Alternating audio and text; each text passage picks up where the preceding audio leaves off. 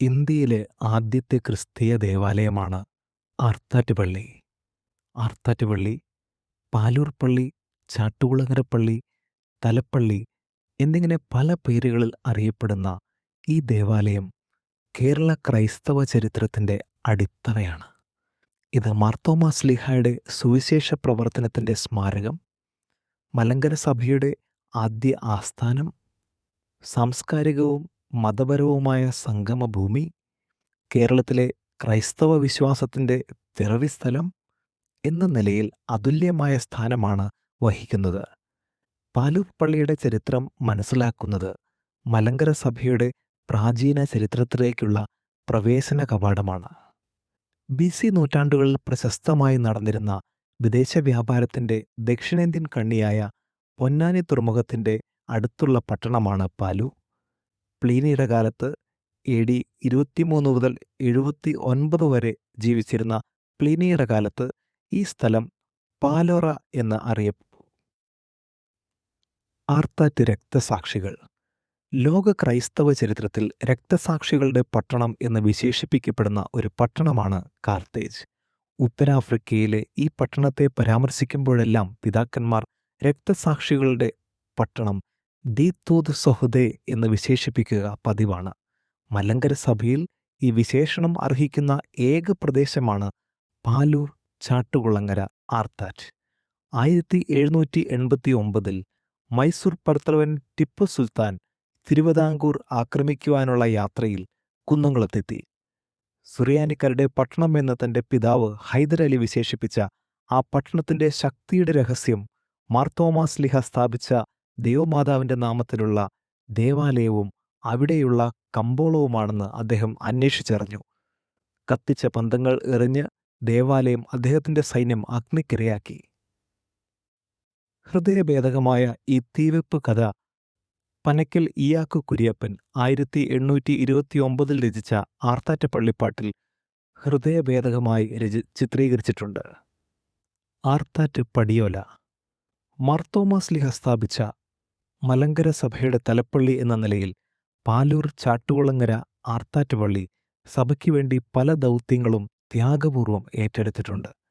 19-ാം നൂറ്റാണ്ടിൻ്റെ ആദ്യ ദശകത്തിൽ സഭാ ചാഞ്ചാട്ടങ്ങളെ അതിനിശിതമായി എതിർക്കുന്ന ഒരു ദേശീയ സ്വാതന്ത്ര്യ വിളംബരം പ്രഖ്യാപിക്കുവാൻ ഈ പുരാതന ഇടവക നിശ്ചയിച്ചു.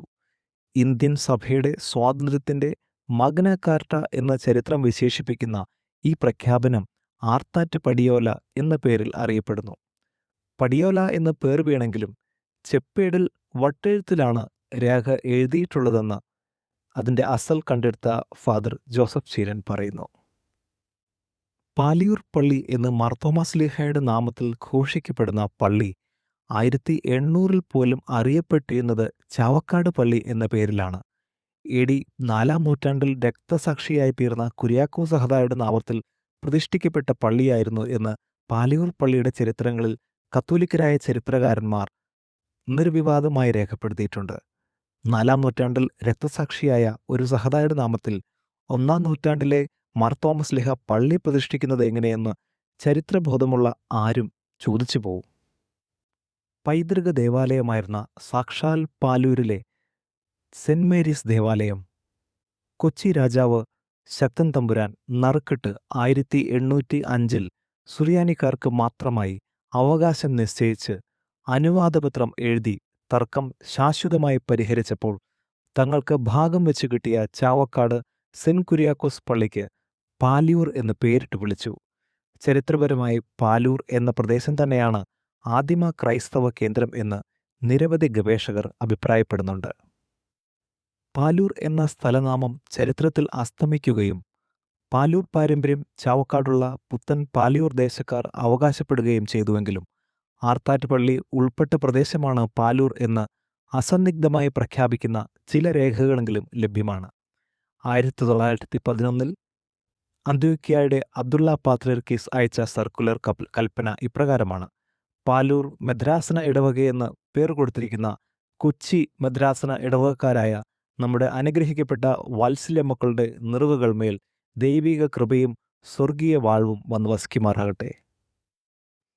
പാലൂർ ചാട്ടുകുളങ്ങര പള്ളി അതായത് ഇന്നത്തെ ആർത്താറ്റ് പള്ളി, കേരള ക്രൈസ്തവരുടെ ആദിമ ദേവാലയമായിരുന്നതിനാൽ തലപ്പള്ളി എന്ന് വിളിക്കപ്പെട്ടു. താലൂക്കുകളുടെ നാമകരണം നടക്കുന്ന കാലത്ത് തലപ്പള്ളിയായ പാലൂർ ഉൾപ്പെടുന്ന പ്രദേശത്തെ തലപ്പള്ളി താലൂക്ക് എന്ന് നാമകരണം ചെയ്തു. പാലിയൂർ എന്ന സ്ഥലം ചാവക്കാട് താലൂക്കിലാണ് എന്ന് നമുക്ക് ഈ സമയത്ത് ഓർക്കാം. മലങ്കര സഭയിൽ പകലോമറ്റം മെത്രാന്മാർക്ക് ശേഷം മലങ്കര മെത്രാപ്പൊലീത്തയായ പുലിക്കോട്ടിൽ ജോസഫ് മാർ ദിവന്നാസ്യോസ് ഒന്നാമൻ പള്ളിയുടെ പുനർനിർമ്മാണത്തിന് നേതൃത്വം നൽകി. അദ്ദേഹത്തിൻ്റെ നേതൃത്വത്തിലാണ് പള്ളി ഇന്നത്തെ ഭംഗിയായ രൂപത്തിൽ പുനർനിർമ്മിക്കപ്പെട്ടത്. ആർത്താറ്റ് എന്ന പേരിൻ്റെ ഉത്ഭവം ഉദയംപേരൂർ സുന്നഹദോസിന് ശേഷമുള്ള ലത്തീൻ വൽക്കരണ ശ്രമങ്ങളെ ശക്തമായി എതിർത്ത പള്ളികളിൽ ഒന്നായിരുന്നു പാലൂർ പള്ളി. ആർച്ച് ബിഷപ്പ് മെനസേസിനെ എതിർത്തു പള്ളിയിൽ പ്രവേശനം നിഷേധിക്കുകയും പിന്നീട് അദ്ദേഹത്തെ ആർത്ത് ആട്ടി പുറത്താക്കുകയും ചെയ്ത സംഭവമാണ് ആർത്താറ്റ് എന്ന പേരിൻ്റെ ഉത്ഭവമായി കരുതപ്പെടുന്നത്. ആർത്താറ്റ് പത്താക്ക് 1811 മലയാളം ബൈബിൾ വിവർത്തകരിലൊരാളായ പുലിക്കോട്ടിൽ ഇട്ടൂപ്പ് മൽപ്പാൻ്റെ നേതൃത്വത്തിൽ പുനർനിർമ്മാണം നടത്തിയ പാലൂർ ചാട്ടുകുളങ്ങര എന്ന പേരുകേട്ട Arthat Thalappilly Calcutta missionary reverend doctor Claudius Buchanan 1808 സന്ദർശിച്ചു. അതിബൃഹത്തായ ആ ദേവാലയവും അതിൻ്റെ പാരമ്പര്യവും ആ മിഷണറിയെ അത്ഭുതപ്പെടുത്തി. ഒരു കോളേജ് മെഡലിൻ്റെ 3 ഇരട്ടി വലുപ്പത്തിലുള്ള ആ മെഡലിൻ്റെ ഒരു പുറത്ത് യോർദാനിലെ ക്രിസ്തുവിൻ്റെ സ്നാനവും മറുപുറത്ത് മാമോദിസയ്ക്കായി ഉപനയിക്കപ്പെടുന്ന ഒരു ശിശുവിൻ്റെ ചിത്രവും കൊത്തിയിരുന്നു. എല്ലാവരുടെ മുമ്പാകെ അത് ത്രോണോസിന് സമർപ്പിച്ചു, കൂടെ സാധുസഹായത്തിനുള്ള ഒരു നിധിയും. ഈ മെഡൽ പത്താക്ക് എന്ന് അറിയപ്പെടുന്നു. മലങ്കര സഭയിൽ ആർത്താറ്റ് പള്ളിയുടെ പങ്ക്. നവീകരണകാലത്ത് പഴയ സെമിനാരി നവീകരണക്കാരുടെ കൈവശമായപ്പോൾ ഈ പള്ളിയിലുണ്ടായിരുന്ന സെഹ്യുവൻ ബംഗ്ലാവ് മലങ്കര സഭയുടെ സെമിനാരിയായി പ്രവർത്തിച്ചു.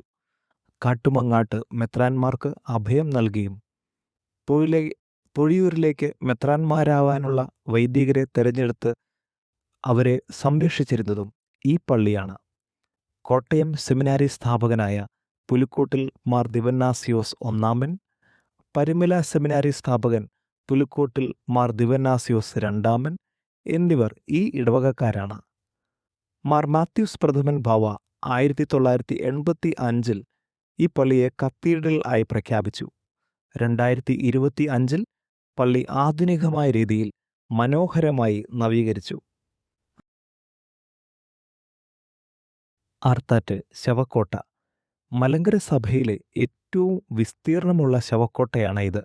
പള്ളിപ്പറമ്പ് കൂടാതെ ശവക്കോട്ടയ്ക്ക് മാത്രം 4.5 ഏക്കർ വിസ്തീർണവും അതിന് ഗംഭീരമായ ചുറ്റുമതിലുമുണ്ട്. 1800 പടിഞ്ഞാറ് ഭാഗത്തായിരുന്നു ശ്മശാനമെന്ന് ഫ്രാൻസിസ് ബുക്കാനൻ രേഖപ്പെടുത്തിയിട്ടുണ്ട്. 1899 ഇത് വടക്കോട്ട് മാറ്റി സ്ഥാപിച്ചു. ഇതിൽ ഒരു പള്ളിയുമുണ്ട്. ആർത്താറ്റ് നോമ്പ്. നോമ്പുകാലങ്ങളിൽ ആളുകൾ 100 കണക്കിന് പള്ളിയിൽ താമസിച്ച് നോമ്പ് നോൽക്കുന്നു. ആർത്താറ്റ് നോമ്പ് നോൽക്കുക എന്നത് ഒരു വഴിപാടും നേർച്ചയുമായി നേരുന്ന പതിവ് പുരാതന കാലം മുതലുണ്ട്. ഇതിനുള്ള താമസ സൗകര്യവും ക്രമീകരിച്ചിട്ടുണ്ട്.